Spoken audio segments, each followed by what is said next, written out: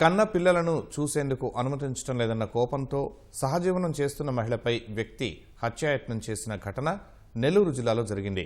బిట్రగుంటలో లో పైలట్గా విధులు నిర్వహిస్తున్న గుంజి వెంకటశేషారావు భార్యతో విడిపోయారు. వీరికి 2 పిల్లలు ఉన్నారు. సోషల్ మీడియాలో పరిచయమైన విశాఖకు చెందిన మహిళతో శేషారావు 3 ఏళ్లుగా సహజీవనం చేస్తున్నాడు. 2025 జూన్లో బోగోలు మండలం వీఎన్ఆర్ పేటలో ఓ ఇంటిని అద్దెకు తీసుకుని ఉంటున్నారు. శేషారావుకు పిల్లల మీద ఉన్న ప్రేమతో వారిని చూడటానికి తరచూ కావలి వెళ్లి వస్తూ ఉండేవాడు.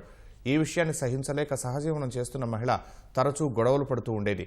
మంగళవారం రాత్రి వారి మధ్య గొడవ జరిగింది. కోపోద్రిక్తుడైన శేషారావు కత్తితో మహిళపై దాడి చేశాడు. తీవ్ర గాయాల పాలైన సదరు మహిళకు కావలి ప్రభుత్వ ఆసుపత్రిలో చికిత్స అందించి మెరుగైన వైద్యం కోసం నెల్లూరు తరలించారు. ఇతను యాక్చువల్గా మొదటి భార్య వచ్చేసి శ్రీలేఖ కావలి. ఆమె 5 years బ్యాక్ పెళ్ళయింది. ఆమెతో కూడా ఆమెకి ఒక కుమార్తె కూడా, ఒక ఆడపిల్ల కూడా ఉంది, 2 ఏళ్ళ ఆడపిల్ల.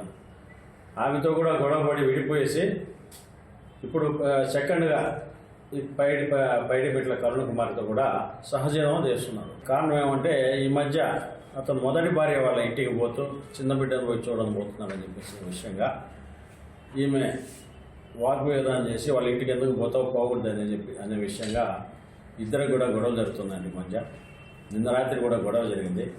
ఆవేశంలో అతను కూరగాయలు చాకుతో ఆమెను గొంతు పైన, తర్వాత శరీరంలో పొడవడం జరిగింది.